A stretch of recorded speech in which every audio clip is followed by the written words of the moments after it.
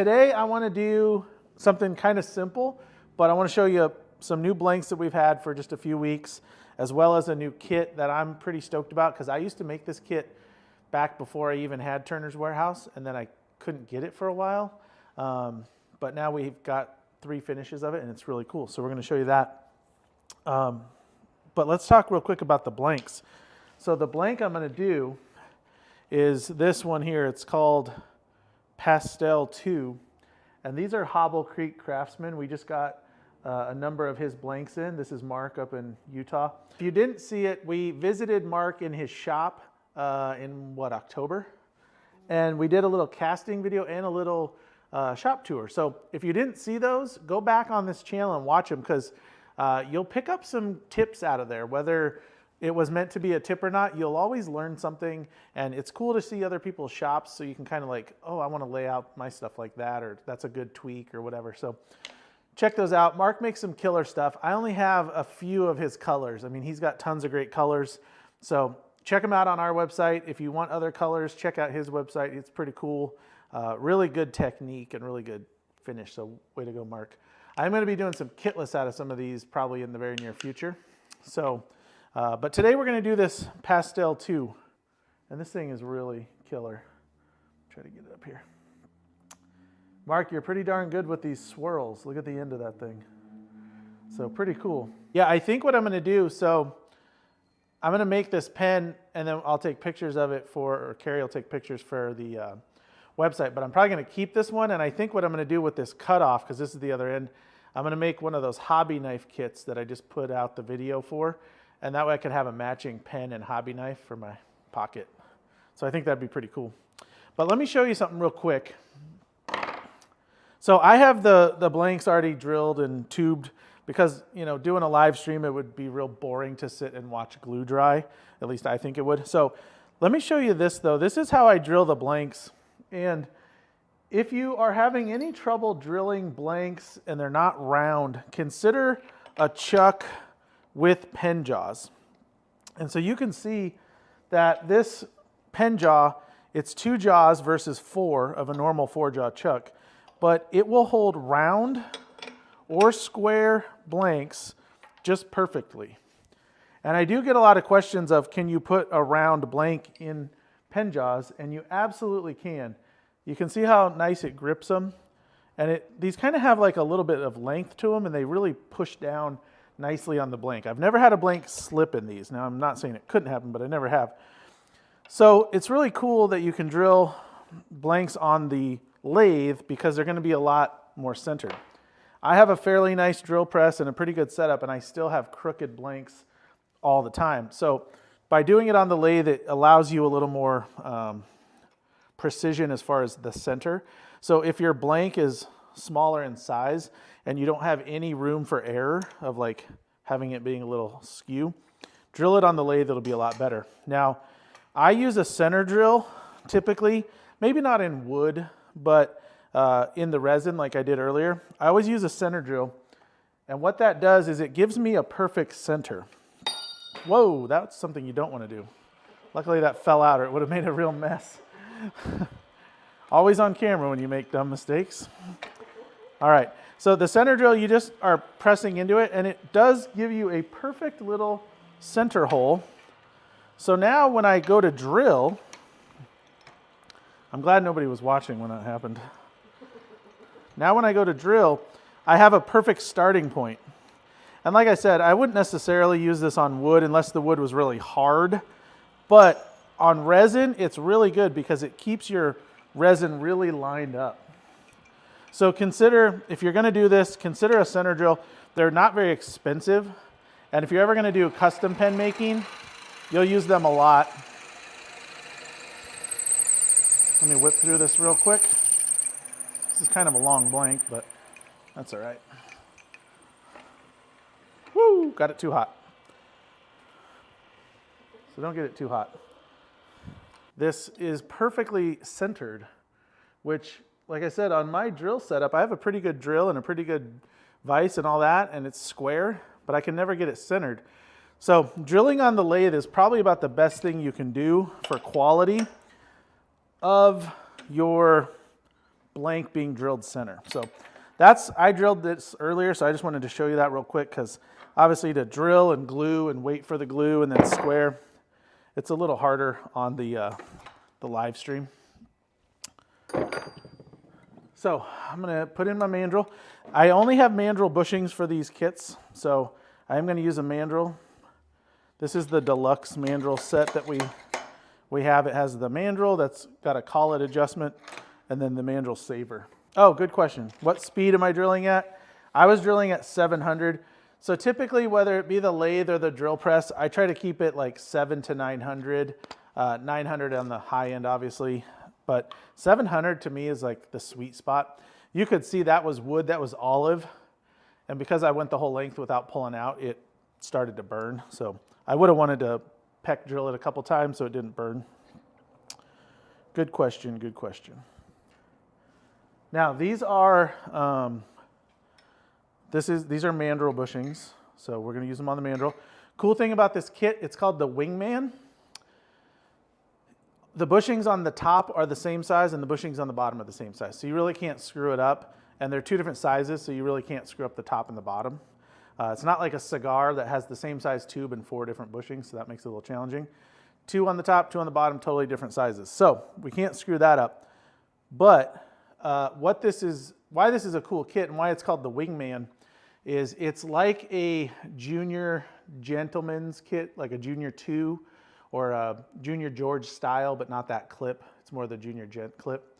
But it's a ballpoint, so it's a twist ballpoint, but it looks like a junior gent 2, so it kind of goes with that series.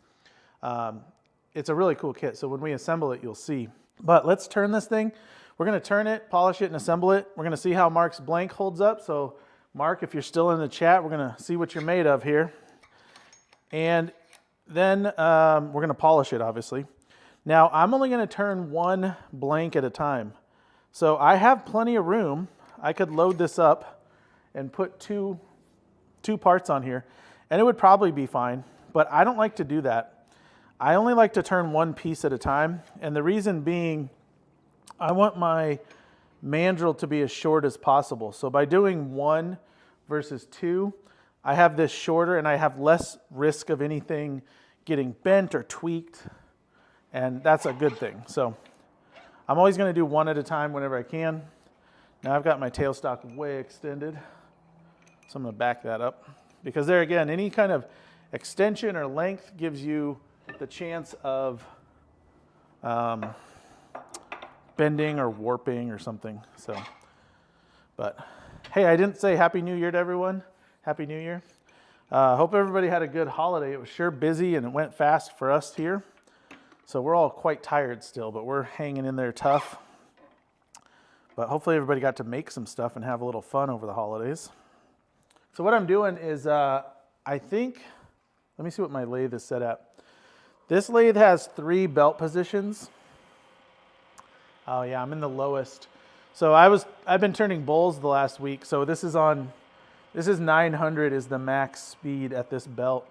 So I'm gonna quickly lower this. So to kind of go along with what Amy was saying, what's everybody got planned for this year? Like, what do you want to get better at, you know? Like, for example, I've been working on here, I'll show it since it's a live stream. I've been going down the rabbit hole of Russian and Japanese wood turners, and I saw this lathe knife on many, many videos. So if you put on YouTube lathe knife, you'll see something that looks like this. Now I made this, took blade steel, forged it out, and then put it between mild steel and forged that together. And so I just sharpened it today. So I haven't tried it and I'm very nervous. But this is kind of what I'm like, I want to practice with this and get good at something different with a tool.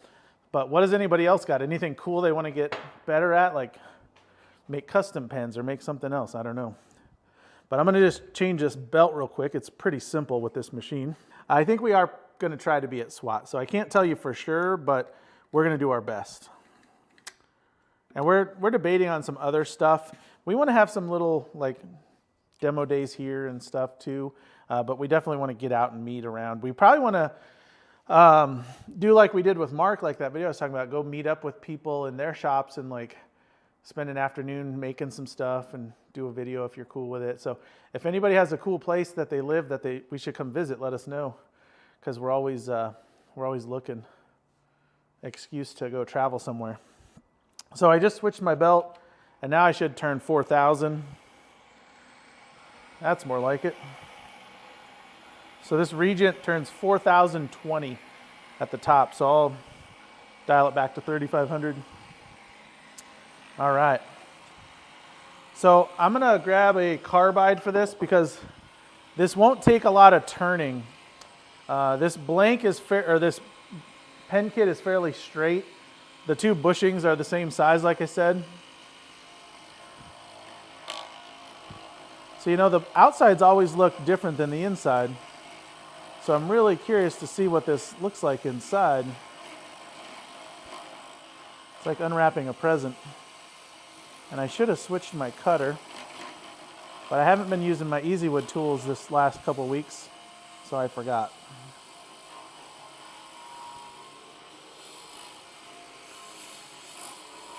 Anybody say what they're going to work on this next year? Zach wants to make some knives. Oh, Zach wants to make knives? Cool.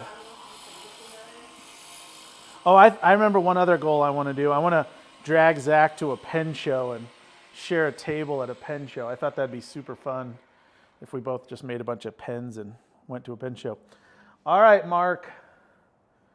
We like it. Look at the cool patterns in here. So they're actually better than that was on the outside, if that's believable. Can you see that okay, or should I zoom in more? Bear with me here. I'm going to zoom in more. All right. See if I can get it back here a little. Oh. Whoops. That's a good looking blank, man. Gotta stop my camera from wiggling. Can you see that okay? Look at those colors, the lines. Very nice. Let's keep her going. All right. So I am using a negative rake here, but these are aluminum blanks that Mark makes, so I certainly wouldn't need to. But since it was on my tool, that's what I got. And I'm just running to the end. You know, somebody was asking me the other day, like, is it okay to hit the bushings? And obviously you don't want to like sit on the bushings, but you'll hear at the end of each pass, that little hum. That's me rubbing on the bushing. And I do that because I like to make sure my transition is really smooth. So I'll rub the bushing just to know that I'm right there and level. Now, you probably could avoid that if you tried, but it doesn't matter. All right, let's see this thing. Oh yeah, that's killer. When I polish this, it's gonna look so cool. Yeah, so those are all good goals. Like if you want to cast resin, there's a guy named Zach that has Resin Works on YouTube here. He does a lot of casting. He's a good one. He's a good one to watch anyway because he's entertaining too. Hey Rick, how's it going? Yeah, you guys have good goals. Like doing more shows is cool because you can keep funding your hobby and hopefully your side business a little bit. But let me show you these together. Rick, I was turning that at 3,500. You could easily go faster, but see that? The green is down in there. It's really cool. This is going to look killer polished, so you're going to want to see that. That's cool, Rick. I've been learning blacksmithing as well, and I want to kind of incorporate some blacksmithing into pens as well, like some custom stuff. Like hammering out some clips or some center bands or something. So, very cool stuff. You guys should definitely share with us when you do this cool stuff. So let me show you something here since everybody's watching, or hopefully you guys are watching. That's at 3,500. Let me slow down to like 1,500. And I don't know that anyone in the room is a beginner, but a lot of times beginners want to turn slower, and just watch what happens. I mean, it'll turn, right? It's going fine. But it's a lot more inconsistent When you have that higher speed, obviously you're turning so many more RPMs that it's just going to cut smoother. I almost feel like I have to push harder when I'm going slow like this. So that's 1500, and then let's double it to 3000, and it's just like butter. So same tool, double the speed. So, you know, I'm making twice the cuts because I'm going fast, but it sure just flows off of there at the higher speed. So when you're turning pens, especially with carbide or regular tools, it doesn't matter, don't be afraid to speed it up.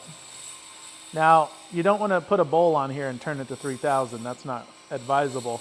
But for pens and small stuff like this, fast is good, and fast just flows off of here. So don't hesitate to turn up the lathe. Everybody find that to be kind of true? Turn at a higher speed? Yeah. I remember like when I first started, everyone would be like, what tips do you have? And they'd be like, sharp tools and fast speed. And I never heard anyone advise dull tools. So, must be true, right? Now, that being said, if you're using traditional tools and not carbide, you want to sharpen a lot. Oh, crap, look at this. Look at this thing. I don't know if you can see it yet, but you're going to see here when I polish this, it's going to look killer. Oh, man, that's awesome. Good stuff. So, but what I was saying, like, no, you know, if you have traditional tools, you don't have to have carbide to turn pens by any means. Use what you got, but just make sure you keep them really sharp and sharpen often, even though you're pen turning, and you might not think you're turning a lot of material, but you're still turning a lot because of that high RPM. So you want to keep it really sharp. No, I did not paint the tube. This blank, and Mark could tell me if I'm wrong, looked like it was all opaque. Now, generally, I do err on the side of painting versus not painting. So maybe I should have, but I didn't. It looks good to me so far. I don't see any brass showing through, so we'll see. Now, you can either mount your blanks on a live center, dead center, or you can use finishing bushings. I've got these handy, so we're going to use a live center, dead center. And the trick is you just don't want to over tighten these.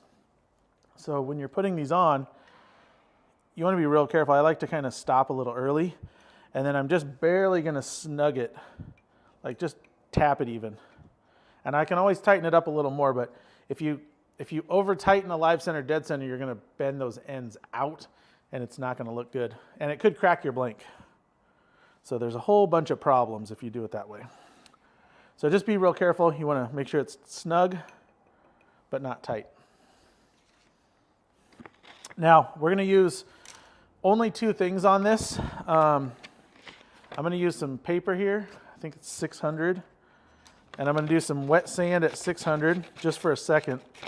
Because I used carbide, I don't have a lot of tool marks or lines on here. So I'm not really needing to sand out a bunch, but I do want to have it smooth. And then I'm going to use Zona paper. So if you're not familiar with Zona paper, it's just like micro mesh with a couple of differences. It's paper versus little pads, and it's 6 sheets versus 9. So I like it because it's less steps, but also I feel like I get a better shine and polish. If you like micro mesh, use micro mesh. It doesn't matter. Whatever you're happy with and you get a good polish.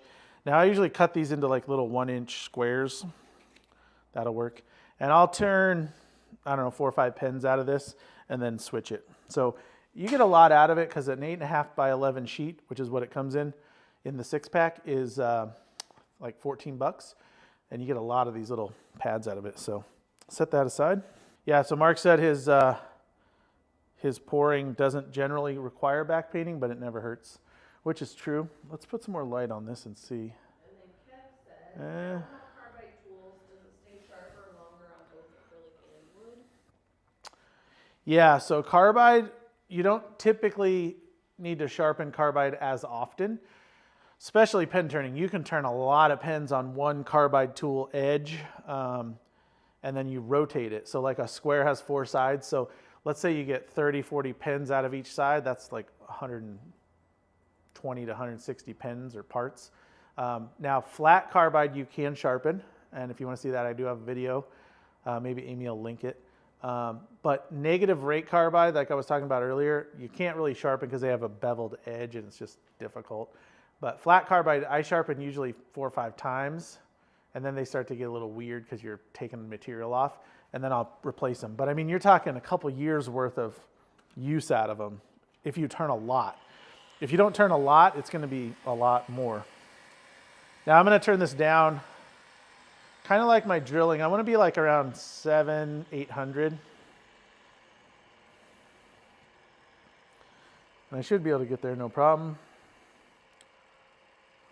That's good. All right. Ooh, my water's all warm. It's actually chilly here in Arizona.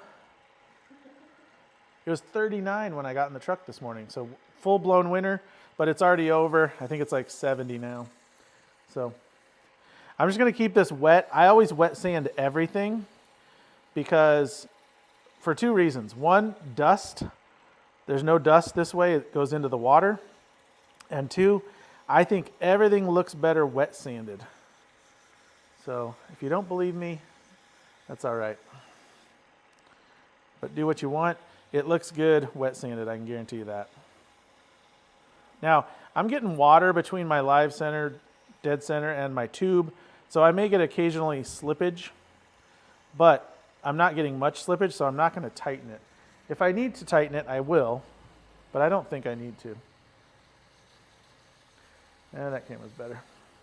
Let's stop this and see what it looks like. Oh yeah, that is killer. Does that need to be brighter, or can you see that okay? Okay. All right, so just that little bit of sanding, it's already perfect. Like it was pretty flat anyway. I just wanted to take out any little kind of tool marks or anything and get it really flat. Now I'm going to use the Zona. I'm going to turn it at the same speed, and I'm going to use water. I do everything wet sanded. I typically wet sand my stabilized wood and sometimes my regular wood. But like I said, do what works for you. My live center looks like it's wobbling. I don't know if you can see that on the video. It looks like it's wobbling right there. Maybe it's not set in there. Maybe my taper was dirty because it feels like it's clicking. Yeah, I'll fix that when we're done here. So if you get debris down in your taper, you can get a little tapping like that because it'll let the taper's not sitting flat on both sides, like fit into it. It's like wobbling in there, and that feels like what's happening. But it's not going to hurt the machine or my blank, so I'm not super worried about it. So just keep dipping the water, keep applying. I know that's really zoomed in. See if that's a little better. Yeah, let's take a look at this blank. This thing's killer. I dig it. Now, I did the green, so I'm just going to put it behind because I'm going to use it for my other one, and I'm going to go to the black. Anybody have any questions, comments? This is a good time while we sand. I'm going to make this quick, though, so don't get too bored and leave. You're going to want to see this assembled. It's a pretty cool pen. And Amy, you have a George or something with you? Okay, we'll compare it. I'll show you a Junior George next to the Wingman. And I don't know if I got to the whole point of it, but like the Wingman is the Wingman to the Junior Gent or the Junior George. So it's kind of a fun thing. All right, I just switched to blue. I like to do 35, 45 seconds at a minimum. The longer you do with the Zona paper, the better your polish will be. And I see it over and over in classes because typically every class, whether it be rings or pens or whatever, one person will sand for 10 seconds and be done, and one person will sand for 10 minutes on every pad, and the 10-minute one always looks 1,000 times better.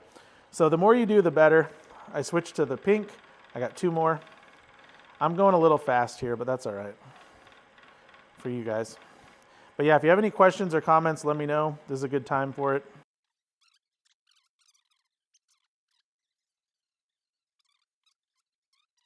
I'm going to show the carbide tools here in one sec, but this is the final, the white. So let's see how this, we'll call this the big reveal here. Oh, it's looking good. And I'm just giving it like a final squeeze here. All right.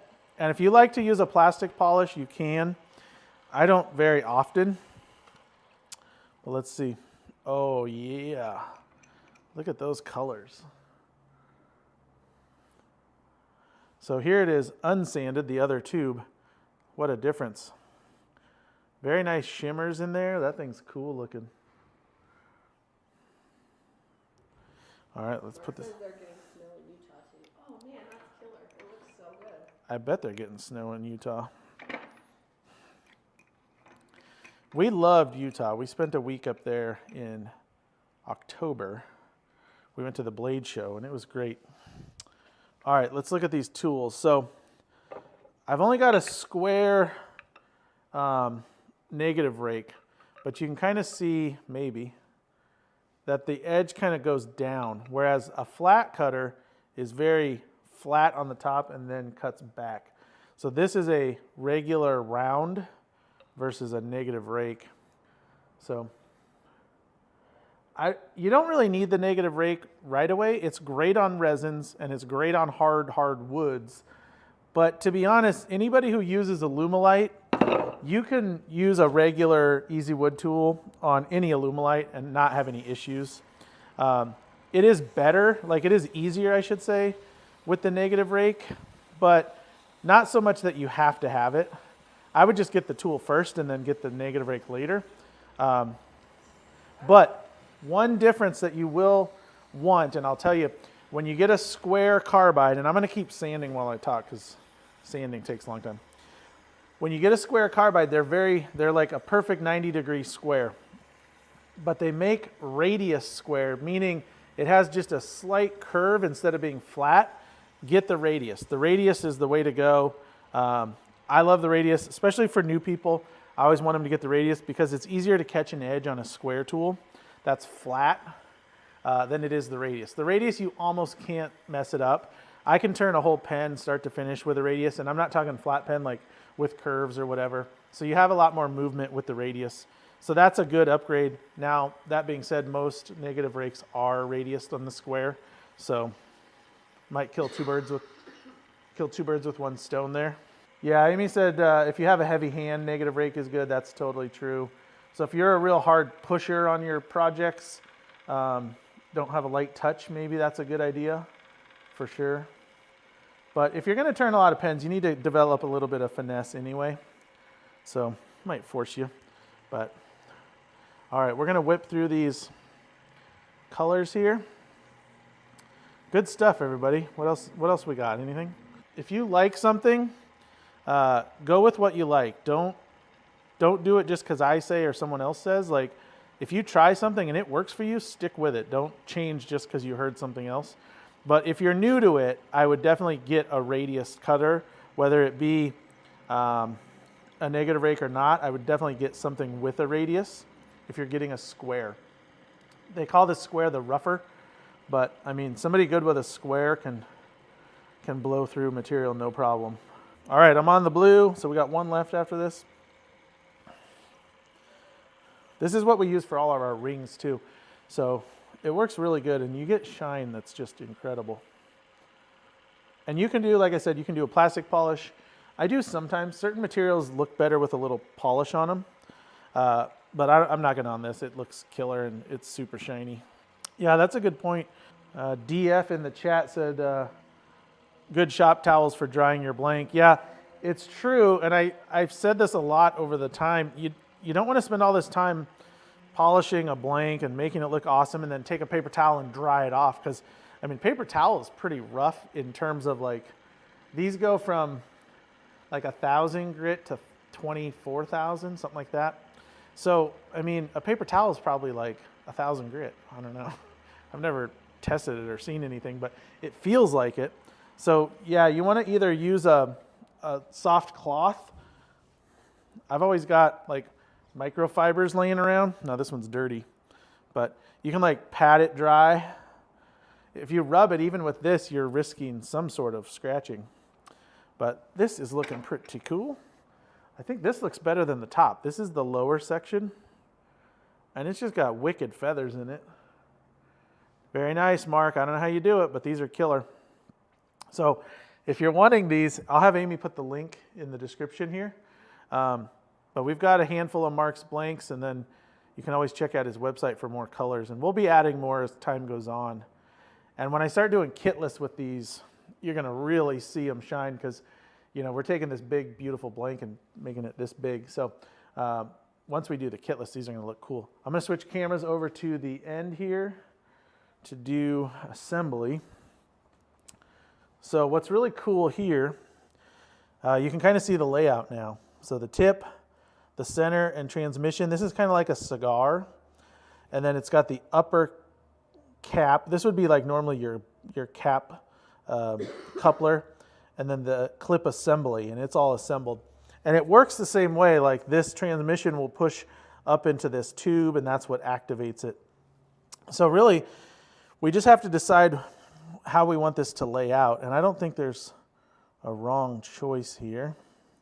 I mean, it looks pretty awesome like that. I might flip that. And I can flip it because the bushings were the same size.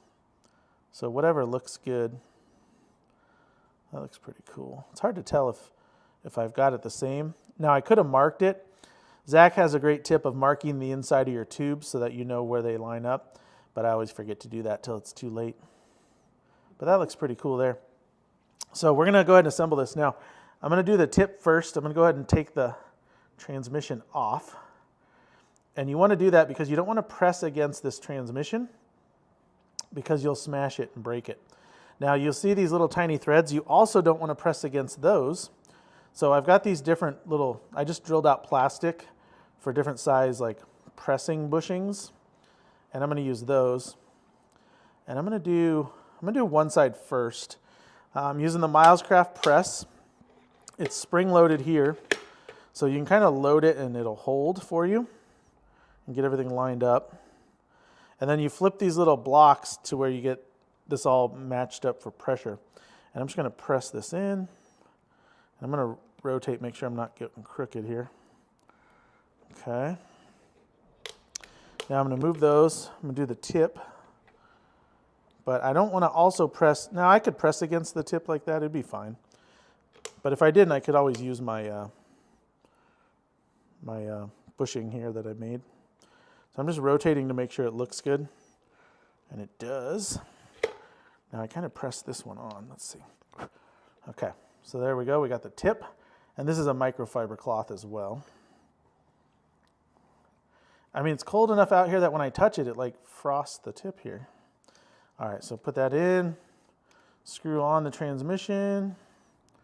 Get that locked in. And then you can activate it here by pushing that. Now the little plastic cover on the ink is catching on the end, but I can see that it's working. I could pull that off, but I don't really want to. All right, now the top is actually even easier. So I'm going to pick the end for my cap here, or center band, I guess. And I'm going to do one at a time just to make it a little smoother. Nice and easy. Insert this. Now, if you had a preference of where the clip goes, just like a junior, you'd want to kind of do it now. Once you press this in, it's going to be in place permanently, so you won't be able to spin it. There we go. And press it on. Okay. So is that pretty visible? Like, you see? Yeah. Now, if it was patterned or grained wood, you could line it up when you press it in. This one doesn't really have a preference, I don't think. Uh-oh, what have I done here? There we go. And then you twist, and there it is. So you can see it's like a junior. It's like a cap, but it's just permanently on here, and then you've got a fixed tip. Kind of wipe it off here. Let me see your... So this is a George. Now this is a very segmented George, but you can kind of see the the clip is the different style because the George has a different clip, but the clip with the cap, it kind of looks the same, except the bottom's just the point because it's a ball point. Now it's Parker style. You can put any kind of Parker style you want in there. I like the easy flows.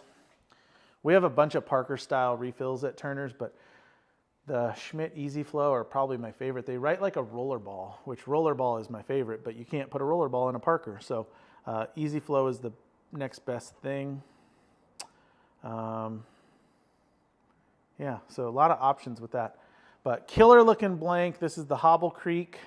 This one is pastel too, but all the colors we picked that we have on our website, we actually went and saw at Mark's place and picked them out because they were just so cool. And it was hard to pick because he has got a lot of colors. But yeah, pretty simple kit and really cool. It's a very stout. It's kind of like a thicker pen, but very nice and stout with the good refill.